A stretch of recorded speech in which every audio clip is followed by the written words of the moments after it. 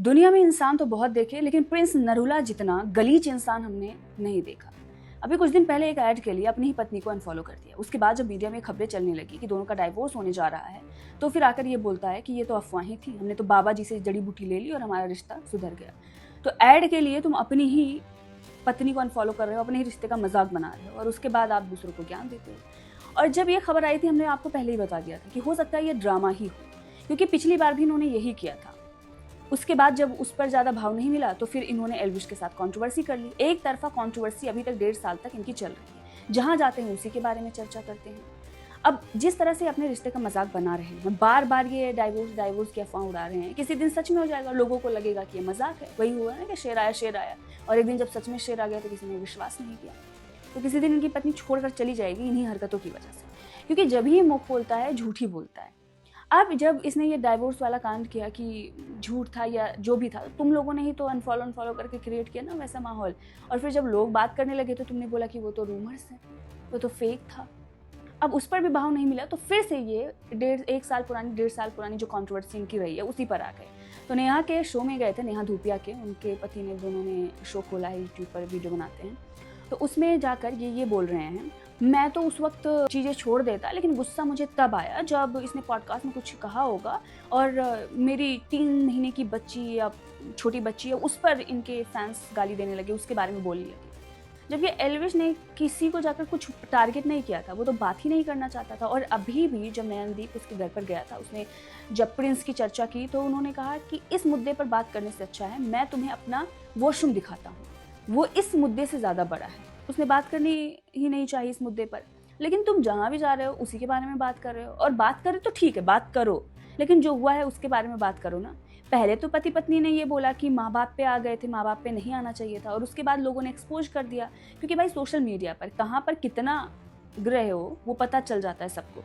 तो वो सामने आ गया था। अब ये बच्ची पर आ गए हैं, जबकि बच्ची के लिए इन्होंने ही बोला था। एल्विश को शो के अंदर ही रोडीज ने ही इन्होंने बोला था कि तुम्हारे तो बच्चे ही नहीं होंगे। ये किसने बोला? इसने खुद बोला। और जब इसकी बेटी हुई थी, एल्विश ने मिठाई भी बांटी थी, आप वीडियो देख सकते हैं। तो कौन कैसा है इसी से पता चलता है।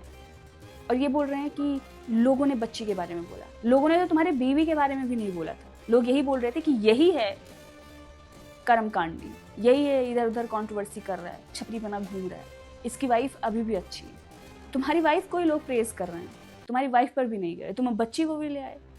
मतलब कभी अपनी बीवी से डाइवोर्स की खबर उड़वा देना, कभी बच्ची को घसीट लेना। तो भाई गौरव खन्ना लॉकअप में गए थे, जिसका सबको इंतजार था कि क्या बात करते हैं। तो रिलेशन को लेकर उन्होंने बात नहीं किया, ठीक है तुमने बता दिया तो ठीक है, लेकिन अब क्यों बताया? अच्छा ठीक है, बता दिया तो कोई बात नहीं है।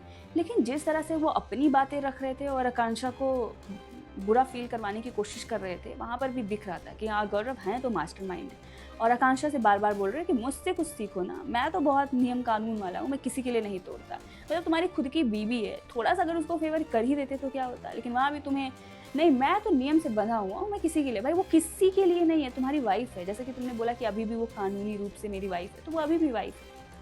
लेकिन गौरव खन्ना का एटीट्यूड तो अलग ही लेवल पर था। तो लोग ये सोच रहे थे क्या बात करेंगे, तो वही गेम प्लान के बारे में बात कर रहे थे।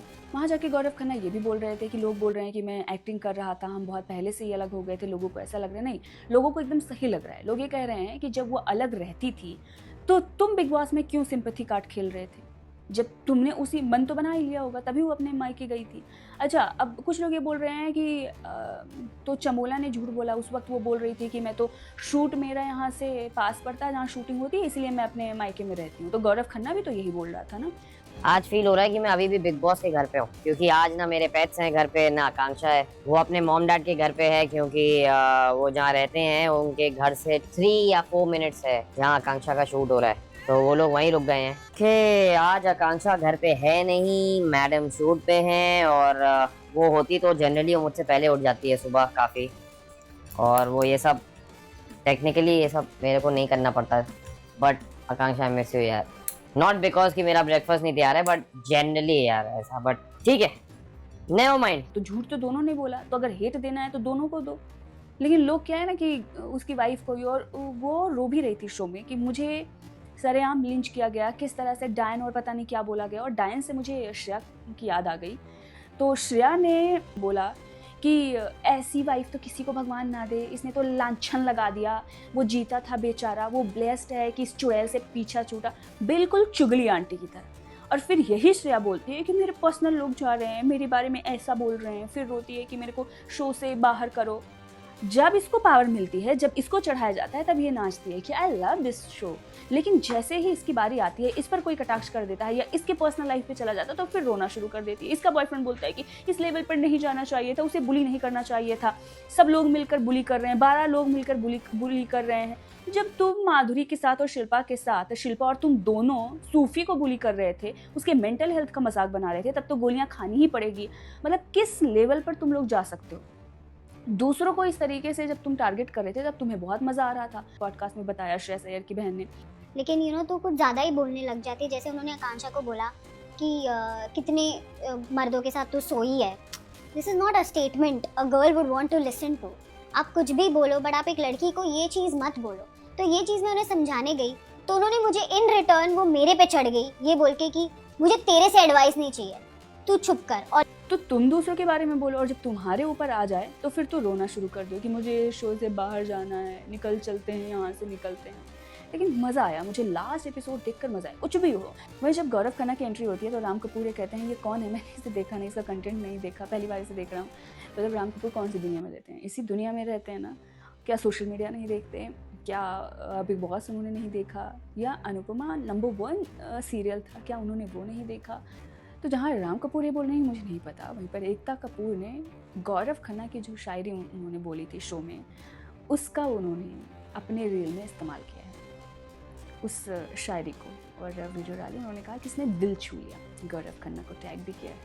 तो राम कपूर को अपनी असली औकात पता चल गई होगी। गौरव खन्ना है भाई सुपरस्टार, कुछ भी हो, बहुत अच्छी एक्टिंग करते हैं, कई सारे शोज़ में रहे हैं, हिट सुपर हिट शोज़ उन्होंने दिए हैं। तो ऐसे आप ये सवाल नहीं उठा सकते कि मैंने इसे देखा नहीं, कोई इसे जानता ही नहीं, ये सुपरस्टार। अब बात करते हैं कशिश कपूर की। तो टीवी हो या फिर ये सोशल मीडिया इन्फ्लुएंसर हो, जब इन पे बात आती है तो लोग बोलते हैं कि बुली कर रहे हैं सोशल मीडिया पर, मुझे बहुत बुरी तरह से टारगेट किया गया, लोग ऐसा वैसा कमेंट कर रहे हैं। लेकिन जब बात इनके ही इनमेट्स की आती है, तब ये लोग या इनके ही जो कोवर्कर होते हैं या सहभागी या जो भी बोल रहे हैं, जो इनके लोग होते हैं, उनकी बात आती है, तब ये एक दूसरे को बुली करने से पीछे नहीं हटते, उन्हें नीचे धकेलने से पीछे नहीं हटते। तो कशिश कपूर ने आकांक्षा को बहुत गंदी तरीके से लताड़ा। देखो ये चंट औरत को, देखो देखो देखो, वो गीली रोटी खा रही है। योगेश गया आकांक्षा को रूम बताने के लिए कि उसने खाना चेंज नहीं किया, वो गीली रोटी खा रही है, और वो as if she is so proud of what she is done, she goes, चूतिया लग रहे हो तुम, घटिया लग रहे हो तुम, ना तुम क्यूट लग रहे हो, ना समझदार लग रहे हो, ना तुम्हारा रिएक्शन जस्टिफाइड या वैलिड लग रहा है because you were very angry. चूतिया लग रहे हो तुम, डेस्परेट, इरिटेबल, साइकोपैथिक लग रहे हो तुम। शी ऑन क्या ड्रग्स वग्स करके आई है क्या? इससे संभाला नहीं जा रहा है खुद को। इसको सब बोल रहा है कि गलती से लगाए, गलती से लगाए, मैं मारू, मैं मारू। माता वाता आ गई है क्या? और तेरा पूरा खानदान सॉरी बोलेगा? ये उसके मुंह पे थूक रही है, तू डिजर्व करती है, मैं तेरे पे थूक दूंगी तो तू पवित्र हो जाएगी, साली डेस्पो। जा खा ले, खैरात में खा ले, खा के मर जा। The other day ये बोल रही थी ना कि माय पेरेंट्स वॉच, मैं आज तक अपना डीएम नहीं खोल पाती, मुझे बहुत बुरा लगता है। अब तुम्हारे पेरेंट्स बड़े खुश होंगे ये देख करके कि तुम इस तरह से बात करती हो। खुश होएगी? Damn, I am judging her as well. तेरी माँ देखेगी ये खुश होएगी।